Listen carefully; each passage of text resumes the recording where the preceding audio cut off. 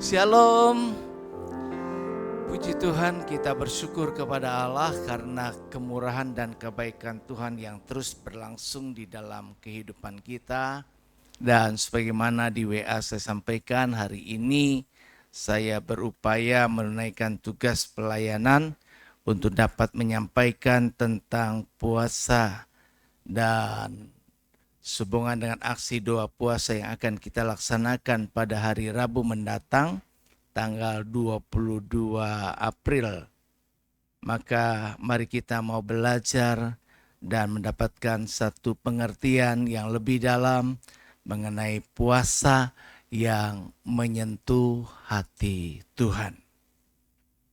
Kenapa tema ini diangkat, puasa yang menyentuh hati Tuhan? Karena pada kenyataannya tidak semua doa puasa itu bisa menggerakkan surga. Tidak semua doa puasa itu menyentuh hati Tuhan. Tetapi ada juga memang doa puasa yang bisa menyentuh hati Tuhan sehingga Tuhan menjawabnya, "Ya, ini aku siap mendengarkan apa yang ingin kau sampaikan kepadaku." Boleh bantu nggak jalan? Nah, ada doa-doa yang kita panjatkan kepada Tuhan masih mentok sampai cuma di langit-langit. Ada puasa yang hanya sifatnya menahan lapar, tapi ada juga yang benar-benar mampu bisa menggerakkan hati Tuhan.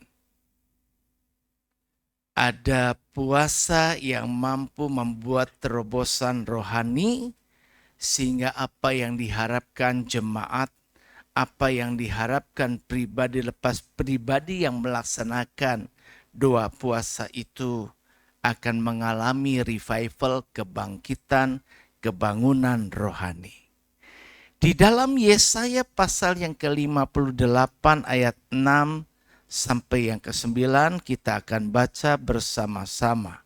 Yesaya 58 ayat yang ke-6 sampai 9. Firman Tuhan berkata demikian, 2, 3. Bukan berpuasa yang ku kehendaki ialah supaya engkau membuka belenggu-belenggu kelaliman dan melepaskan tali-tali kuk, supaya engkau memerdekakan orang yang teraniaya dan mematahkan setiap kuk, supaya engkau memecah-mecah rotimu bagi orang yang lapar dan membawa ke rumahmu orang miskin yang tidak punya rumah. Dan apabila engkau melihat orang telanjang, supaya engkau memberi dia pakaian dan tidak menyembunyikan diri terhadap saudaramu sendiri. Pada waktu itulah terangmu akan mereka seperti fajar dan lukamu akan pulih dengan segera dan kebenaranmu akan berjalan di depanmu dan kemuliaan Tuhan akan menjadi barisan belakangmu. Pada waktu itulah engkau akan memanggil dan Tuhan akan menjawab. Engkau akan berteriak minta tolong dan ia akan berkata, "Ini aku." Sekali lagi perhatikan, puasa yang ku kehendaki ialah supaya engkau membuka belenggu-belenggu kelaliman dan melepaskan tali-tali kuk, supaya engkau memerdekakan orang-orang yang teraniaya dan mematahkan setiap kuk, supaya engkau memecah-mecahkan roti dan seterusnya. Jadi puasa yang Tuhan kehendaki tidak hanya sekedar menahan lapar. Tetapi umat Israel itu terkenal sekali rajin berpuasa. Dia memelihara perintah Tuhan terhadap puasa-puasa yang ditetapkan Tuhan. Setiap waktu ada puasa-puasa yang mereka lakukan untuk tujuan-tujuan tertentu dan banyak hal-hal lainnya yang mereka kerjakan. Tetapi cara berpuasa mereka itu ternyata didapati Tuhan belum sesuai dengan apa yang sepatutnya atau yang Tuhan kehendaki. Mari kita lihat latar belakangnya diceritakan di ayat yang sebelumnya, yaitu Yesaya 58 tadi. Kalau kita baca 6 sampai 9, mari kita belajar mengerti ayat 3 sampai 4 berkata, kita baca bersama 2, 3. Mengapa kami berpuasa dan engkau tidak memperhatikannya juga? Mengapa kami merendahkan diri dan engkau tidak mengindahkannya juga?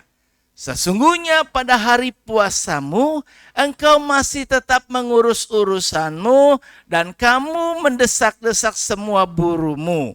Sesungguhnya kamu berpuasa sambil berbantah dan berkelahi serta memukul dengan tinju dengan semena-mena.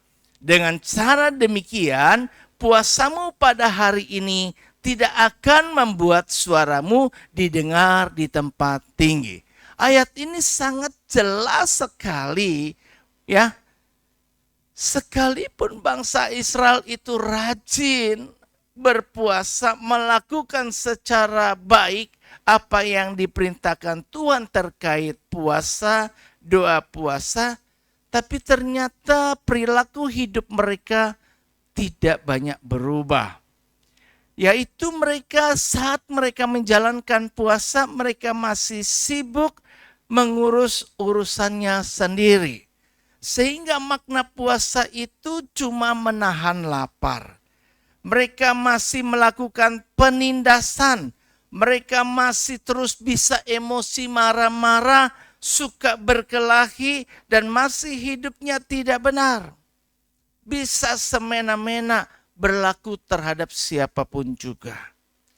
Jadi ada satu pemandangan yang kontradiksi. Kelihatannya mereka yang berpuasa kelihatannya begitu rohani, tapi tidak mengalami Tuhan secara pribadi. Nah, ketika kita mengumumkan atau mendorong jemaat GB Gunung Sari terlibat di dalam aksi puasa pada Rabu mendatang, janganlah kita seperti ini. Kalau kita melakukan puasa semacam ini, Alkitab dengan jelas menyatakan dengan cara demikian puasamu pada hari itu tidak akan membuat suara doa yang kita panjatkan itu bisa didengar dari tempat yang maha tinggi. Allah nggak rela untuk mendengarkan. Allah nggak rela untuk mengabulkan, dan apa yang kita lakukan itu sebuah perbuatan sia-sia. Jadi mari kita lihat, ya, puasa tanpa perubahan sikap hidup cuma menjadi ritual agama yang tanpa sebuah ikatan relasi yang baik dengan Tuhan. Nah, jadi kalau begitu, bagaimana puasa yang menyentuh hati Tuhan seperti yang kita harapkan? Sehingga ketika doa yang kita panjatkan saat kita berpuasa, Tuhan dengan rela menyatakan, ini aku siap mendengarkan seru doamu. Hal yang pertama, mari kita belajar bahwa ketika kita menjalankan puasa yang ingin kita harapkan bisa menyentuh hati Tuhan, maka itu dimulai dari hati yang benar. Segala sesuatu dari hati, karena dari hati terpancar kehidupan kita. Puasa bukan sekedar menahan lapar, tapi puasa membuat kita mengalami perubahan hati kita. Dengan itikat niat yang baik, bukan untuk sekedar tidak makan, mungkin tidak makan dan tidak minum juga, tetapi kita ingin bahwa rohani kita makin dibaharui dan hati kita mengalami pembaruan. Orang-orang yang mungkin hidupnya mengalami luka-luka hati, ketika dia puasa, dia mengalami sebuah pemulihan. Karena itu ketika kita berpuasa, maka kita punya kemauan untuk merendahkan diri. Ketika hati itu merendah, maka itu sangat menyentuh hati Tuhan. Karena hati Tuhan sangat peka terhadap setiap orang yang mau merendahkan hati, yang mau merendahkan diri. Nah, puasa juga perlu dimulai dengan benar-benar ada pertobatan. Sebab puasa tanpa pertobatan, tanpa keinginan untuk berubah, memperbaiki kehidupan rohani kita, maka itu cuma ritual kosong.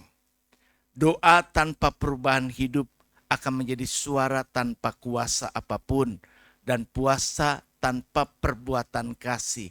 Tadi kalau kita baca di ayat yang ke-6 sampai 9, supaya kita melepaskan kuk orang lain yang membebani mereka.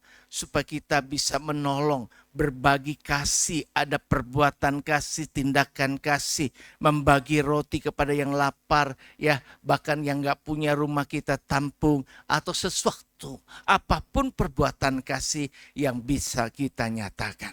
Ya, sebab semua yang kita lakukan semasa aksi puasa itu akan sangat bisa menentukan Tuhan tersentuh atau tidak tersentuh, tergantung sikap hati kita.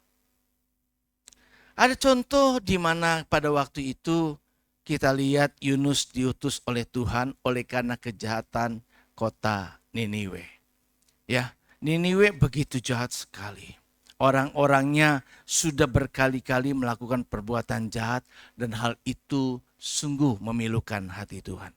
Sehingga Allah bertekad, aku akan menunggang balikan, melakukan hukum yang begitu berat, menghancurkan kota Niniwe. Yunus diutus karena Yunus tahu dia akhirnya tidak mau menerima pengutusan Tuhan. Karena dia tahu Tuhan selalu orangnya bisa baik, berubah. Ya, kalau orang kemudian bertobat, kalau orang kemudian melakukan sesuatu perubahan yang fatal, yang begitu menyenangkan hati Tuhan, maka mungkin Tuhan bisa percuma nanti saya khotbah-khotbah, percuma sia-sia, toh Tuhan juga berubah nantinya. Begitu ya. Jadi ya udahlah, dia gak mau. Repot-repot ngapain juga, gitu ya. Atau sebaliknya dia punya pola pikir, itu udah terlalu jahat, buat apa? Kita kasih tahu, dia juga toh tidak mau tahu, dia juga toh tidak mau dengar. Sikap-sikap semacam ini kadang-kadang menjadi hal-hal yang biasa kita lakukan. Kalau ada orang yang kita bilangin, kita udah punya pengalaman, dia emang gak bakal mau dengerin kita dan sebagainya. Tetapi kita lihat dalam proses yang dialami oleh Yunus, ya, ternyata setelah Yunus mengalami proses Tuhan dan mengerti, akhirnya dia laksanakan perintah Tuhan dan dia pergi ke kota Niniwe. Dia memberitakan di Yunus pasal yang ketiga akan apa yang menjadi pesan Tuhan. Bahwa 40 hari ke depan akan ada hukuman, Tuhan akan menunggang balikan kota Niniwe. Wah, warga, rakyat mendengar ini, spontanitas mereka merendahkan hati. Mereka merendahkan diri di bawah kaki Tuhan dan mereka melakukan puasa massal. Hal itu terdengar oleh Raja Niniwe. Raja Niniwe juga hancur hatinya. Dia koyakan jubahnya, dia mengenakan kain kabung, maka dia juga mengumumkan sebuah puasa yang luar biasa dengan sebuah maksud kiranya Tuhan tidak jadi menghukumnya. Sampai bukan cuma manusia, tapi hewan pun harus berpuasa. Dalam Yunus pasal yang ketiga kita lihat ayatnya yang ke-5 dan 10. Orang Niniwe percaya kepada Allah. Tapi orang yang percaya kepada Allah tetap aja kehidupannya bisa tidak baik. Bisa tidak menyenangkan hati Tuhan. Bisa melakukan hal-hal yang tidak sesuai dengan kehendak Tuhan. Sehingga Tuhan ingin menunggang balikan. Tetapi ketika berita itu didengar, orang Niniwe percaya kepada Allah lalu mereka mengumumkan puasa dan mereka baik orang dewasa maupun anak-anak mengenakan kain kabung. Ayat 10, ketika Allah melihat perbuatan mereka itu, yakni bagaimana mereka berbalik dari tingkah lakunya yang jahat, maka menyesallah Allah karena malapetaka yang telah dirancangkannya terhadap mereka, dan ia pun tidak jadi melakukannya. Hati Tuhan tersentuh, hati Tuhan berubah. Kenapa? Puasa yang mereka lakukan benar-benar disertai dengan sebuah perubahan yang dimulai dari hati. Keinginan bertobat, keinginan untuk dapat dengar lagi kepada Tuhan, keinginan untuk memulihkan kerohanian mereka yang sebelumnya menjadi umat yang percaya kepada Allah, kembali kepada Dia, maka hati Tuhan tersentuh. Jadi jemaat yang kelak kita dorong untuk dapat terlibat ambil doa puasa ini adalah jemaat yang juga kepengen bahwa di gereja kita secara khusus bisa terjadi kebangunan rohani, revival. Hal-hal yang kita ketahui ada banyak hambatan-hambatan yang menghalangi kemajuan gereja ini yang usianya tidak muda lagi. Tetapi mari kita rendah hati, mulai dari hati, memohon kemurahan belas kasihan dengan pertobatan sebagai bagian. Aku gak bisa pengaruhi hati orang lain, tapi biarlah aku pribadi menjadi orang yang mau berubah, yang mau mengambil bagian dalam jemaat tempat ini supaya terjadinya revival itu sebagaimana yang kita harapkan bisa benar-benar dirasakan. Ketika hati berubah, Tuhan berbelas kasihan dan bertindak dengan penuh kasih sayang. Nah, karena itu sebelum minta Tuhan ubah keadaan di GB Gunung Sahari, mungkin kita juga punya puasa pribadi. Tuhan ubah keadaan situasi yang kita alami. Baik pribadi, di pekerjaan, di keluarga, di pergaulan, di apapun aspek kehidupan. Mari mulailah biar izinkan Tuhan untuk mengubah hati kita dulu. Karena puasa yang berkenan kepada Tuhan harus dimulai dari adanya perubahan di hati kita. Ibadah yang kita lakukan akan naik dan berkenan kepada Tuhan jika jemaat yang beribadah juga berubah hatinya. Sehingga Tuhan tidak berkata, umatku memuji aku hanya dengan mulut bibirnya, tapi hatinya jauh daripadaku. Mari kita pagi ini renungan, agar kita fokus dalam ibadah, fokus dengar firman Tuhan, fokus waktu kita memuji, fokus segalanya dengan hati yang sungguh, sehingga apa yang kita kerjakan buat Tuhan, itu boleh berkenan kepadanya. Yang kedua, bahwa Tuhan ingin bahwa doa puasa kita itu akan menyentuh hatinya. Itu ternyata bukan cuma saat kita melakukannya di hari hak kita puasa. Di hari hak kita berpuasa. Tetapi terlihat nyata di dalam hidup sehari-hari kita. Matius 6 ayat 16-18 mengingatkan kita. Yuk kita baca bersama 2, 3. Dan apabila kamu berpuasa, janganlah mukamu seperti orang munafik. Mereka mengubah air mukanya supaya orang melihat bahwa mereka sedang berpuasa. Aku berkata kepadamu, sesungguhnya mereka sudah mendapat upahnya. Tetapi apabila engkau berpuasa, minyakilah kepalamu dan cucilah mukamu, supaya jangan dilihat orang bahwa engkau sedang berpuasa, melainkan hanya oleh Bapamu yang ada di tempat tersembunyi. Maka Bapamu yang melihat yang tersembunyi akan membalasnya kepadamu. Puasa itu bukan pamer rohani, tetapi puasa itu adalah sebuah hati yang hancur di hadapan Tuhan. Dan perubahan itu tidak hanya ketika kita berpuasa kita berubah, tetapi pada saat hari-hari kita tidak berubah. Tuhan inginkan itu terlihat kok, itu nyata kok di dalam kehidupan kita hari lepas hari. Puasa tidak berhenti di doa. Puasa harus terlihat di dalam hidup sehari-hari. Puasa itu akan membentuk karakter seseorang yang melakukannya. yang membuatnya berubah karakternya dari suka emosi, pemarah, punya karakter kebiasaan habit yang buruk, maka dia akan menjadi pribadi yang berubah. Orang yang berpuasa akan membentuk pribadinya menjadi lebih sabar, menjadi orang yang bisa lebih mengasihi. Jadi puasa yang mereka lakukan tidak dinilai Tuhan sebagai ritual yang kosong dan Allah tidak berkenan atasnya. Puasa yang menyentuh hati Tuhan yang ketiga. Sekali lagi yang pertama masih ingat tadi pertama apa? Dimulai dari hati yang benar. Kedua, terlihat. Jadi perubahan itu tidak hanya terjadi waktu kita berpuasa.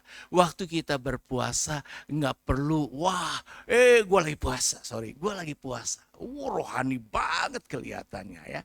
Nggak perlu orang tahu. Karena kalau begitu, kita cuma pamer rohani. Tapi mari kita melakukannya dengan hati yang benar di hadapan Tuhan. Dan yang ketiga, puasa membuka terobosan rohani.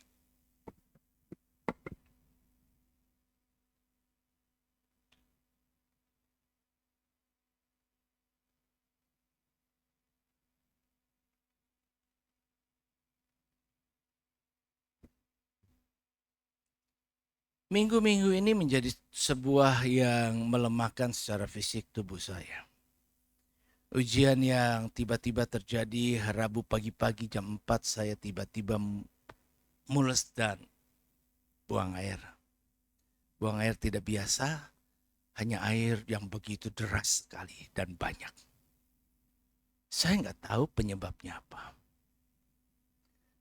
Kemudian berlangsung terus sepanjang hari itu saya hitung mungkin tidak kurang dari 8 kali. Dan semuanya air. Saya tidak siap dengan obat untuk diare. Akhirnya saya dapat obat diberikan, lupa lagi saya itu. Norit ya. Tapi itu pun saya makan nggak berpengaruh ya. Dan saya nggak cuma diare. Waktu itu mas saya mulai muncul. Perut kembung kencang sekali, mual banget. Setiap kali pengen muntah tapi saya mampu bertahan. Dalam puluhan tahun terakhir saya orang yang tidak pernah muntah. Dan saya orang yang jarang sekali muntah. Jadi kalau sampai saya muntah berarti kondisinya amat parah. Jadi dalam situasi seperti itu saya masih tetap tidak muntah. GERD saya kemudian muncul kambuh. Jadi sendawa terus. Dan itu sangat makin parah. Sehingga terasa ketika sendawa saya rasa seperti baru minum soda. Tahu habis minum soda rasanya sodanya berasa banget. Begitu. Memang saya nggak parah karena memang dasarnya saya jarang kambuh. Kalau orang yang parah kan di sini panas dadanya. Saya nggak panas, saya nggak berasa apapun di dada. Cuma waktu itu karena hal itu. Ya, hari kedua sama nggak berubah. Saya beli obat lagi yang lainnya. Saya beli Diatap, saya beli Lodia. Ya, ini saya ngobatin diri sendiri. Terus saya makan lagi Diatap biasanya sih mempan. Karena Diatap itu dan Lodia biasanya untuk penyakit diare yang tidak tahu penyebabnya apa. Saya makan. Tapi sudah makan tidak juga menandakan ada kesembuhan. Hari ketiga dan seterusnya sampai kemarin. Dan karena saya ada pelayanan tentunya bagaimana ini kalau saya harus pelayanan di hari Jumat. Bukan cuma di WBI ya, di SMA 1 saya harus juga melayani. Tapi saya nggak mungkin merubah situasi itu dengan membiarkan orang lain menggantikan. Bukan karena hal apa, tapi memang sudah ditugaskan nggak semua orang bisa tiba-tiba khotbah on the spot kayak begitu ya. Dan tentu tidak akan lebih baik ketimbang kalau saya sudah mempersiapkannya. Jadi upaya saya lakukan segala sesuatu, upaya tekad saya satu. Tuhan izinkan saya menunaikan tugas pelayanan. Jadi puji Tuhan, saya berdoa dan memang saya nggak bisa berpuasa. Akhirnya Tuhan tolong saya dan izinkan saya laksanakan. Tapi tugas saya hari ini pun biasanya kalau saya ya, kalau udah kayak gini tahu kayak gini, saya pikir ya udahlah saya segera hubungin cari orang gantiin saya. Tapi dalam hal ini saya ingin memberi keteladanan untuk melayani sepanjang kita masih bisa sampai pada nafas terakhir. Saya berpikir saya akan tunaikan tugas saya sekalipun apapun konsekuensinya. Maka saya coba lakukan itu. Puji Tuhan di hari keempat kemarin Sabtu, kondisi saya lemah banget tapi diarenya sudah berkurang. Ya, diare sudah berkurang. Jumat kemarin sore saya sudah berobat ke dokter dan semua saya kerjakan. Harusnya kemarin ada ibadah pasca di alumni kami Budut. Saya nggak bisa ikut walaupun saya sebenarnya punya niat ikut. Karena di saat itu ada pelantikan atau pentabisan pengurus For Karisma, di mana saya salah satu pengurus di dalamnya sebagai Dewan Pembimbing. Tapi akhirnya saya pikir saya putuskan daripada saya paksakan, ini pasti pulang nanti malam dan saya dalam keadaan lemah. Akhirnya saya jam 3:30 saya kirim WA ke pimpinannya. Saya bilang saya 4 hari ini mengalami sakit, jadi saya belum bisa untuk menghadiri pertemuan sekalipun saya berharap tadinya masih bisa melakukannya. Dan puji Tuhan, akhirnya dengan keputusan saya yang tepat hari ini saya diberi kapasitas kemampuan untuk bisa melayani. Di dalam banyak hal kehidupan kita ada banyak hal yang perlu kita kerjakan. Dan itu tidak bisa kita lakukan hanya cukup dengan hal yang biasa. Mungkin ada perlu aksi puasa yang dilakukan dan kita meyakini bahwa aksi puasa itu akan membuka terobosan rohani. Dalam Alkitab, puasa sering dilakukan ketika terjadi situasi yang krisis.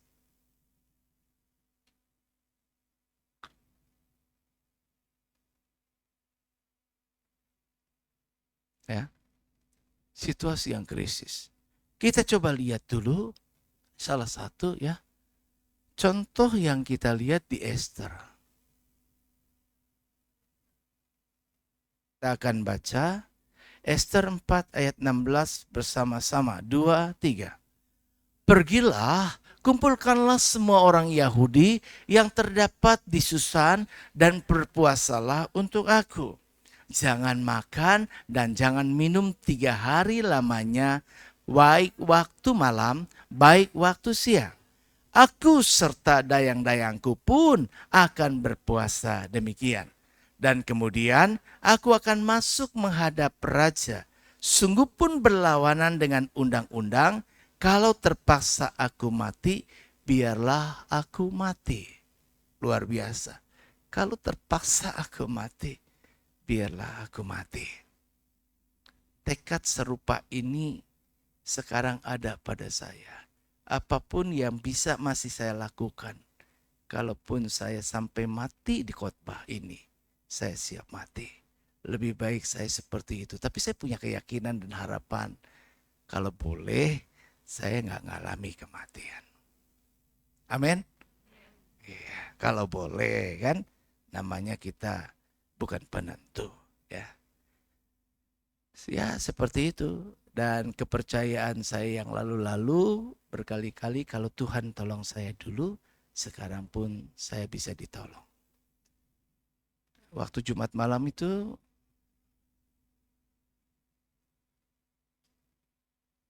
Jumat malam ya kalau nggak salah ya. Iya Jumat malam. Kan saya izin khotbah ya. Saya baru pertama kali khotbah duduk ya. Iya, karena memang saya nggak kuat. Jadi saya izin duduk khotbah di BBI, nemenin serupa dengan Ibu Nonon ya, serupa. Kan apalah Ibu Nonon udah contohin duluan, jadi saya nggak salah. Jadi kadang-kadang apa yang kita lakukan ada contoh ya. Iya. Sudah saya juga lakukan. Benar pulang dari gereja itu saya istirahat, pengen cepet tidur, jam 10 saya sudah mau tidur. Tapi ketika saya mau tidur, itu ternyata begitu saya rebah rata, itu mualnya naik gitu kan. Waduh, pengen muntah nih. Itu kan. Saya segera bangun, tapi nggak keburu sampai ke kamar mandi, itu udah muncrat. Wah, waduh. Muntah. Terus masih juga belum selesai. Udah begitu banyak kan. Sampai akhirnya si Lili bilang, udah cepetan masuk kamar mandi. Supaya nggak bikin rusak itu satu kamar ya. Jadi saya segera masuk kamar mandi, begitu masuk ke kamar mandi dia keluar lagi lebih dahsyat lagi. Waktu saya ke dokter Jumat sorenya, dokter bilang begini. Saya kan dicek lab. Cek lab itu hasilnya mungkin ada infeksi kah atau apa. Saya pikir tadinya saya nggak mempan ini, saya pikir kayaknya saya perlu antibiotik. Saya bilang sama dokter, dok nggak mempan saya makan ini dan makan itu, kayaknya saya perlu antibiotik deh. Terus akhirnya dokternya suruh saya ke lab aja cek darah, barangkali memastikan ada infeksi kah dari bakteri itu. Ternyata hasil cek bagus semuanya, jadi kagak ada. Jadi Bapak nggak bisa masuk UGD, nggak bisa lakukan tindakan seperti itu. Ya saya juga pengen ke IGD, saya pengen pulang karena saya harus lakukan pelayanan.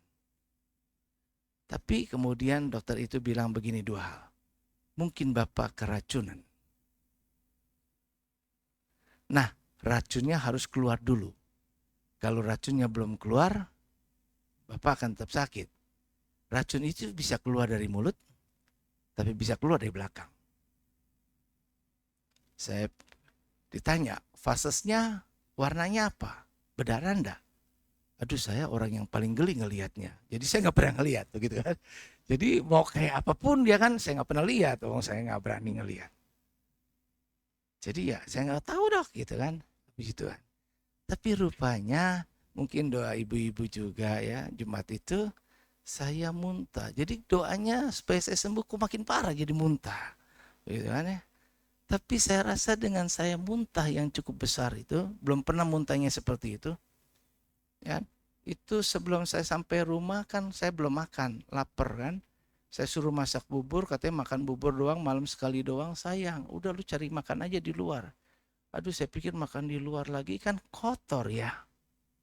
Tapi apa boleh buatlah orang di rumah kagak bersedia. Ya sudah saya cari tukang bubur, saya makan gitu. Saya makan bubur, ya di itunya semua keluar. Rupanya saya kunyahnya masih cukup belum rapi kan. Jadi banyak yang masih ada ayamnya, potongannya masih nongol begitu kan. Itu masih utuh gitu. Waduh banyak sekali. Tapi setelah saya muntah itu, puji Tuhan sih, rasanya saya bisa tidur ya. Jadi kayaknya rupanya ini terobosan rohani kayaknya nih. Ya kan ya. Dari situlah Tuhan buat supaya seperti Yunus dimuntahkan dari perut ikan, saya dimuntahkan itu semua yang ada racun-racunnya keluar. Saya pikir aduh kayaknya ini racun gue udah keluar semua nih dari lewat muntah. Kan dia lewat fasesnya kagak mau keluar tapi dipaksa tua. Wah saya muntahnya itu kayak air mancur. Wah dan dengan tekanan tinggi. Jadi keluar semuanya. Sampai ada saya nggak tahu tuh ada kayak model apa begitu. Itu waduh susah. Tapi puji Tuhan dari situ besokannya saya diarenya cuma 2 kali normal gitu kan. Tapi mah saya masih. Jadi rasanya tapi sedikit berkurang. Sudah sedikit berkurang. Puji Tuhan ya sampai akhirnya sekarang ya saya masih bisa berdiri. Saya bertahan bisa berdiri karena memang sudah tidak lemes seperti yang sebelum-sebelumnya. Jadi rupanya dulu juga sama, ketika situasi krisis tuh seperti yang dialami oleh bangsa Yahudi di masa Esther sebagai ratu, situasinya mereka lakukan puasa. Dan puasa itu juga biasa terjadi dilakukan ketika ada peperangan rohani. Terus ketika orang perlu mencari arahan Tuhan. Inilah yang biasa dilakukan oleh orang-orang yang melakukan aksi puasa. Situasi krisis. Apakah di gereja kita krisis? Memang trendingnya masih menurun. Dan kalau kita tidak melakukan terobosan perubahan, kita akan makin habis. Saya sudah mengindikasikan, mau bicara bukan sombong, tapi saya punya kepekaan rohani. Saya punya kepekaan roh sebagai gembala. Saya bisa membaca roh. Saya bisa melihat gejala-gejala yang terjadi, dan bukan cuma itu, saya punya karunia bisa mengidentifikasi kejadian-kejadian yang kelak akan terjadi, dan biasanya di kantor saya gunakan supaya tidak terjadi kerugian. Sehingga makanya ketika saya masih kerja di kantor, perusahaan dalam keadaan berjaya. Dan ketika saya keluar, ya nggak tahulah kenapa, walaupun itu perusahaan raksasa, perusahaan yang mendunia, seperti keyakinan saya, lu jahatin saya, Tuhan nggak akan diam. Nanti kamu bangkrut seperti perusahaan sebelumnya. Yang sebelum saya kerja di situ, saya juga berkata, kamu jahatin saya, nanti Tuhan saya yang bisa balas. Ya, kesimpulannya bahwa puasa itu membuka terobosan dari jalan buntu loh. Kemenangan rohani bisa kita peroleh. Dan puasa itu bisa menajamkan kepekaan roh. Kita akan makin peka. Kita akan bisa mengerti apa yang Tuhan mau. Dan puasa itu juga akan membuka kita bisa mengerti apa yang Tuhan mau, dapat arahan, dapat petunjuk dari Tuhan. Jadi ini loh yang perlu. Jadi puasa itu bukan cuma sekedar nahan lapar, tapi punya kuasa untuk bisa membuka terobosan rohani. Itu sebabnya kenapa kita jemaat perlu terlibat untuk lakukan hal ini. Nah, selanjutnya saya cepat ya. Sebenarnya kalau saya punya belum aksi puasa, saya bagi dua. Ya, tapi saya mau selesaikan cepat karena ini nggak keburu lagi. Jadi mari yang kedua adalah kita mengerti tentang tujuan puasa. Tujuan puasa itu bukan cuma sekedar nahan lapar. Udah gue cuma mau partisipasi ikut aksi puasa, doa puasa yang diumumkan gereja. Tapi tujuan puasa itu sebagai mana yang Tuhan mau, yaitu pertama Yeremia 29 ayat 13 itu menunjukkan bahwa yang pertama tujuan puasa itu mencari Tuhan lebih dalam lagi. Mari kita cari Tuhan. Ini tujuannya, ini goalsnya. Supaya kita benar-benar cari sumbernya yang bisa mengubah keadaan. Karena nahan lapar nggak bisa merubah keadaan apapun. Aksi puasa yang kita kerjakan itu tidak akan mengadakan sebuah terobosan rohani kalau kita tidak menemukan dan mengalami Tuhan di saat kita melakukannya. Cari Tuhan. Kedua, merendahkan diri di hadapan Tuhan. Mazmur 35 ayat 13. Kalau umatku itu hancur hati merendahkan diri mencari wajahku, Tuhan akan membuat kita bisa menemukannya. Jadi yuk, kita jemaat punya beban. Mari izinkan setiap jemaat itu punya ada rasa memiliki gereja ini. Gereja ini milik Tuhan. Kalau ada apa-apa, saya mentok kembali lagi sama Tuhan. Tuhan, Engkau lu yang punya gereja ini. Ini pekerjaanmu lu Tuhan. Aku nggak bisa. Aku cuma bisa menyampaikan, aku dorong, aku begini, aku begitu. Tapi selebihnya, ini semuanya adalah pekerjaan Tuhan kok. Aku juga bekerja buat Engkau.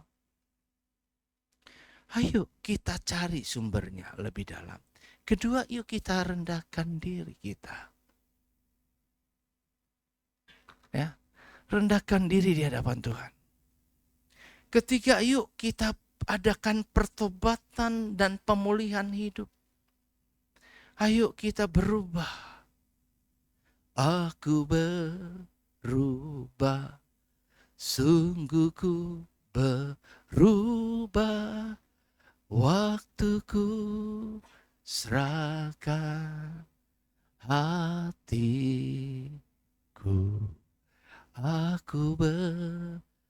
Kita berubah. Sungguh ku berubah. Waktu kita serahkan semua kepada Tuhan.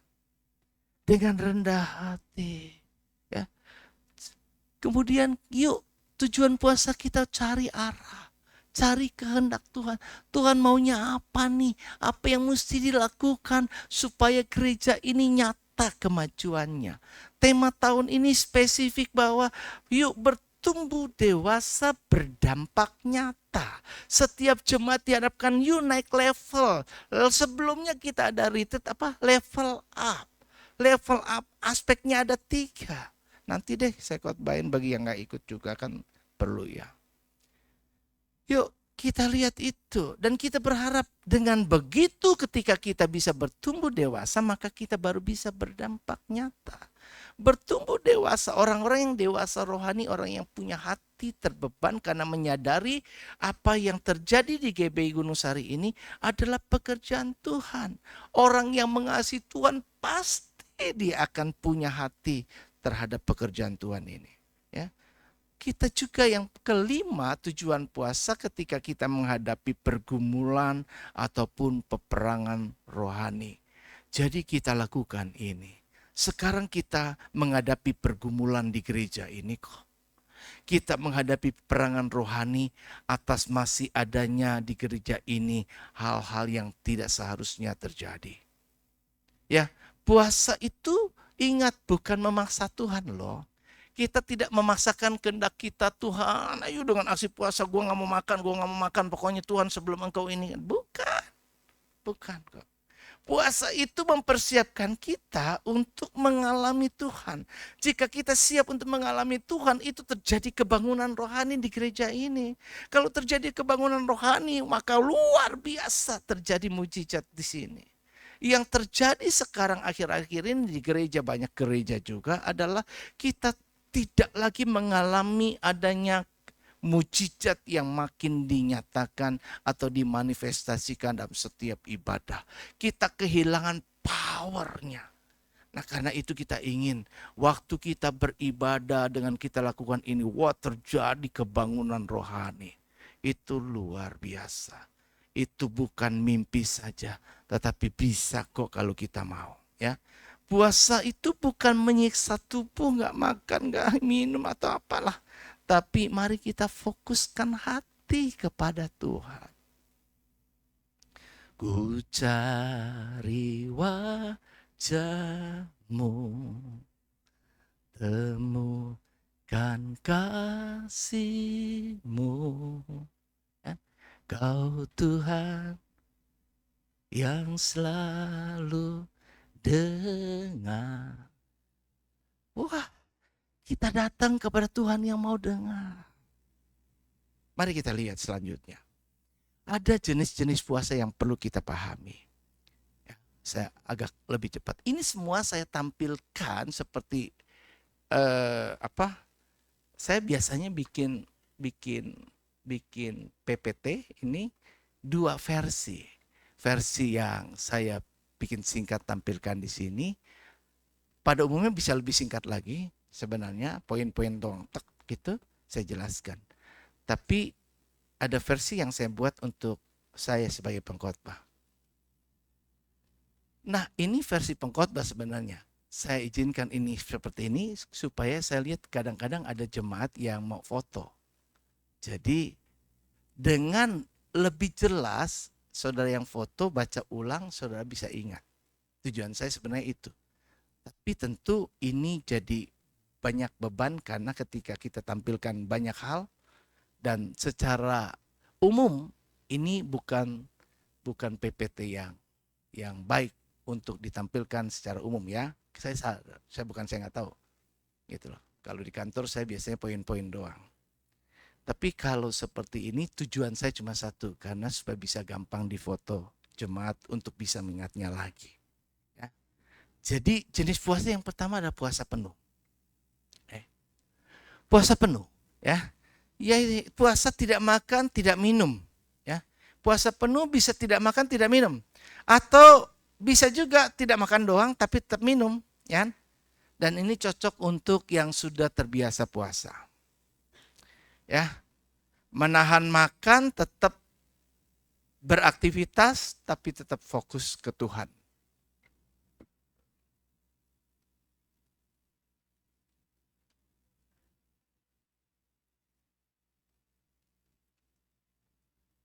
Ya, waktunya bisa jam 00 ya, jam 12 malam sampai jam 6 sore. Atau bisa juga mulai dari jam 6 pagi sampai jam 6 sore. Atau ada lagi yang 24 jam ya. Makan dari makan malam terakhir sampai nanti kembali lagi ke makan malam. Ya. Itu puasa penuh ya. Biasanya umumnya puasa penuh orang mampu bertahan tidak makan, tidak minum. Tapi boleh juga nggak makan doang tapi minum boleh. Ya, oke. Ya, tapi ingat ini kita lakukan merendahkan diri, mengosongkan diri, cari Tuhan dengan sungguh-sungguh. Itu tujuan, itu intinya yang harus dilakukan. Dan bagi yang kerja, ya tetap aja kerja normal, tapi kurangi aktivitasnya. Ya, yang nggak penting. Sebaliknya, mari perbanyak doa. Mungkin kita nggak bisa punya jam doa khusus, ya yuk berdoa aja dalam hati. Mungkin saat duduk bekerja sejenak atau waktu istirahat, ya kita bisa berdoa sama Tuhan. Ya, juga jaga emosi, jaga hati, jaga perkataan, sehingga ketika kita berpuasa, ya mungkin juga ada teman-teman yang kita lakukan aksi perbuatan kasih, perbuatan baik yang bisa kita lakukan kepada orang lain gitu ya. Ya, puasa itu bukan soal seberapa kuat kita menahan lapar, tapi seberapa dalam kita cari Tuhan. Ya, ini yang penting ya. Ini yang penting. Ini puasa penuh. Jadi jemaat bisa lakukan puasa penuh atau opsi yang kedua. Ya, jenis kedua adalah puasa parsial. Puasa parsial itu artinya sebagian doang ya, sebagian aja. Ya, seperti pola puasanya Daniel, ya. Daniel 10 ayat 3, kalau Daniel tuh aku ini makanan yang sedap tidak kumakan. Daging dan anggur tidak masuk ke dalam mulutku. Jadi ada makanan-makanan tertentu ya yang tidak dia makan. Jadi jemaat ketika nanti hari Rabu lakukan aksi puasa, bisa juga ambil bagian mau yang kayak puasa parsial. Boleh kok, gak masalah gitu ya. Puasanya si Daniel ya. Tetap makan tapi tidak makan makanan yang enak, yang mewah ya kan ya. Jangan makan seperti biasanya yang pergi ke restoran ya, jangan lagi pergi ke restoran dulu deh. Gitu kan? Ya jangan ada daging misalnya, gorengan siapa yang nggak suka, seneng enak banget kan? Ya udah jangan ada gorengan atau dessert gitu kan? Yang suka ngopi ya jangan ngopi gitu kan? Makanan tertentu yang favorit, yang paling kita suka deh, ya kita tahan dulu, tahan diri ya. Juga nggak jajan, nggak nyemil ya, nggak minum minuman yang manis-manis gitu loh. Ya makannya sederhana aja seperti nasi, sayur, udah buah, cukup sampai situ aja. Ya, fokusnya bukan kenikmatan dan kenyang, tapi mengalami Tuhan dan melatih pengendalian diri untuk hal-hal yang kita sukai. Tahan diri supaya saya nggak lakukan itu, ya. Jadi ya puasa parsial, ya puasa sebagian, ya puasa pantangan tertentu, begitu loh ya. Jadi boleh kok, ya. Jadi abis ini ikut daftar ya, ikut daftar. Nggak kenapa saya makan sebagian doang gitu-gitu, nanti sore makan lagi yang banyak, ya nggak apa gitu loh. Ya, nggak apa. Ya. Kemudian yang ketiga adalah puasa bertahap. Puasa bertahap ini biasanya sangat cocok untuk pemula yang belum pernah puasa atau yang nggak biasa ya, atau yang mungkin punya sakit mah begitu, mah ringan, ya. Tidak makan cuma skip satu waktu. Misalnya kita nggak sarapan pagi atau kita nggak makan siang. Biasanya lebih enak nggak sarapan pagi kan, daripada nggak makan siang ketemu lagi nanti malam kan, gitu loh. Boleh aja begitu loh kan. Ya kita tahanlah nggak sarapan pagi, kita skip gitu kan. Ya puasa dari jam 6 sampai jam 12 dah juga boleh juga gitu kan, kalau ada yang mau lakukan. Ya udah saya setengah hari aja deh. Begitu kan. Ya, yang penting mulai belajar ini bertahap, makanya nggak perlu kita langsung kayak gitu, ekstrim kayak apa. Ya kita belajar menahan diri, mulai bangun waktu doa kita.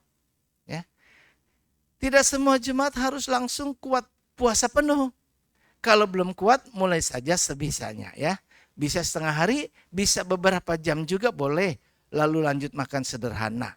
Yang penting bukan lamanya, tapi kesungguhan kita cari Tuhan. Ya, alami Tuhan di masa kita melakukan hal yang demikian. Yang keempat, ya kalau nggak keburu foto-foto aja. Atau nanti ada PowerPoint kan selalu ada tersedia di gereja. Ya kalau mau ingat. Yang keempat, bahwa jenis puasa keempat adalah puasa gaya hidup. Nah, biasanya ini paling senang nih. Ya, tapi juga susah juga. Ya, yaitu menahan atau mengurangi hal-hal yang biasa kita nikmati atau yang sering menyita waktu, menyita hati dan waktu kita. Hal yang mengganggu fokus rohani, menghambat kedekatan kita dengan Tuhan, ya, mengurangi distraksi gangguan hidup kita. Ya, 1 Korintus 6 ayat 12 berkata, segala sesuatu halal bagiku, tapi bukan semuanya berguna. Segala sesuatu halal bagiku, tetapi aku tidak membiarkan diriku diperhamba oleh suatu apapun. Ya, contohnya orang bisa puasa nggak menggunakan gadget. Ya, bisa nggak puasa nggak gunakan gadget? Jadi hari itu handphonenya dimatiin.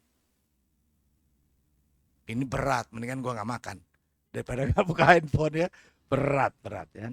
Nggak buka HP, nggak buka media sosial ya, nggak buka IG, TikTok, YouTube ya kan, apalagi yang suka Netflix ya kan, itu kan, nggak nonton ya, gitu kan, nggak main game ya.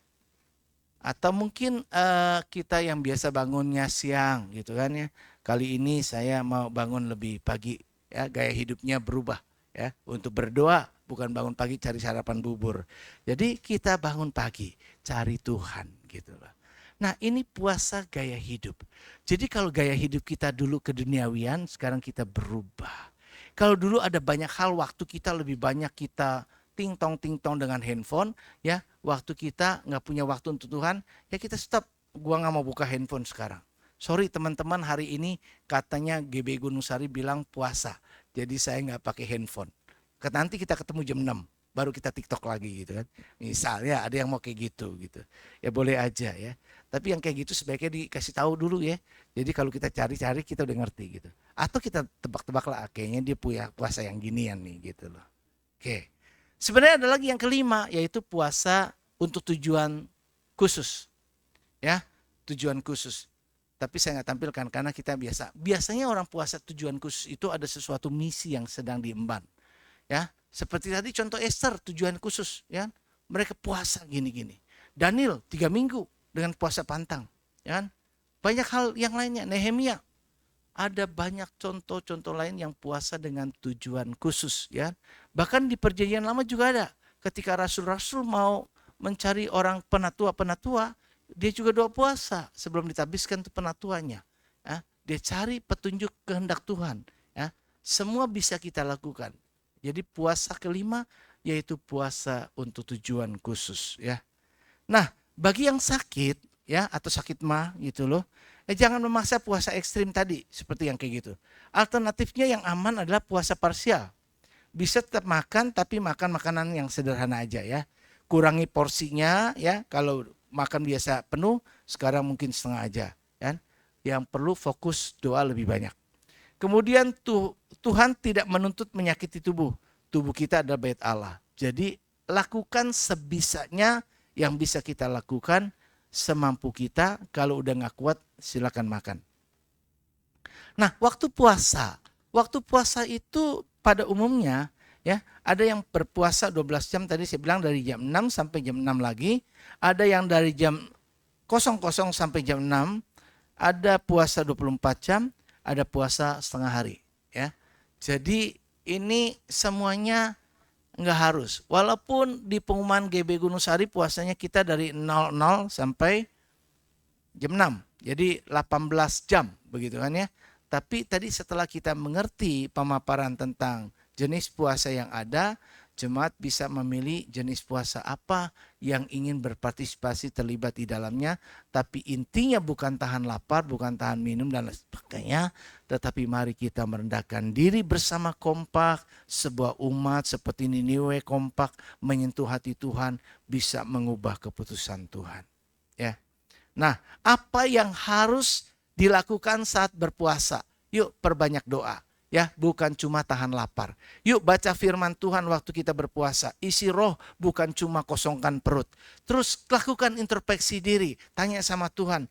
Tuhan, Engkau mau rubah apa dari hidup saya? Ya, Tuhan mau ubah hati kita kok sebenarnya. Tuhan ingin ada sesuatu perubahan, ada pertobatan, ada pemulihan. Yuk kita lakukan itu. Ya.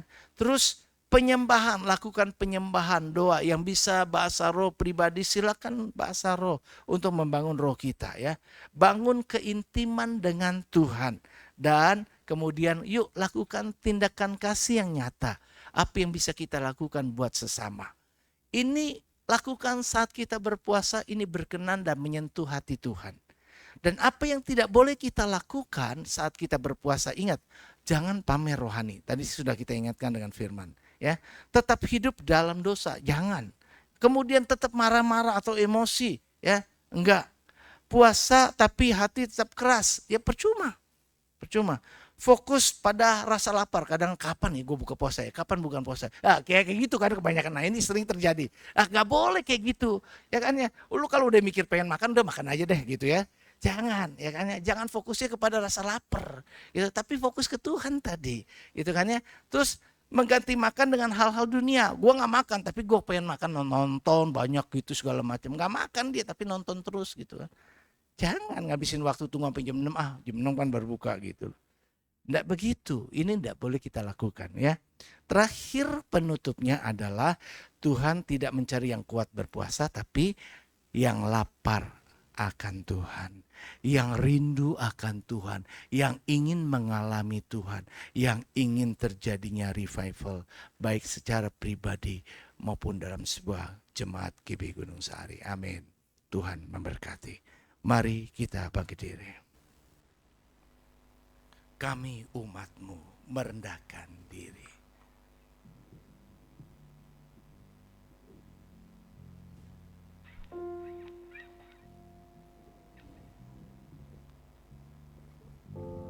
Kalau ada pertanyaan yang masih hal-hal yang kurang jelas, bisa nanti belakang hubungin saya.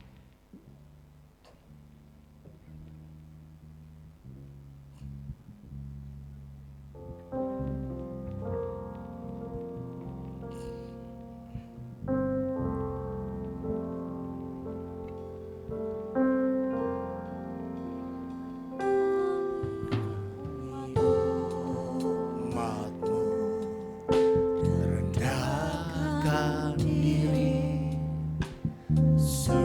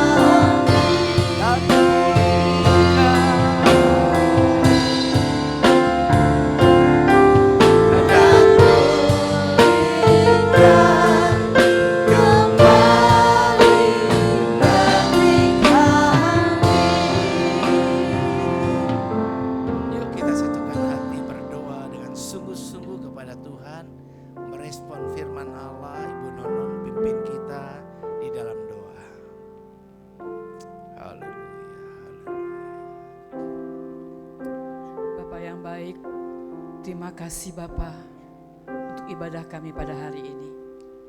Kami dikasih pengertian Tuhan dengan penjabaran-penjabaran firman Tuhan tentang puasa.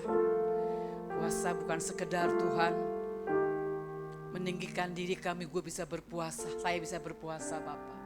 Tapi satu hal yang perlu kami lakukan Tuhan, kami datang mencari Tuhan. Dengan berpuasa kami boleh merendahkan diri mencari Tuhan. Membuang segala ego-ego kami yang tidak baik dan tidak layak di hadapan-Mu. Sehingga kehidupan kami Tuhan diperlihatkan dari hari ke hari Tuhan. Bahwa kami adalah milik umat kepunyaan Allah. Yang mau merendahkan diri, mau berpuasa Tuhan. Untuk membuat terobosan-terobosan yang Allah mau di dalam gereja kami khususnya Bapak.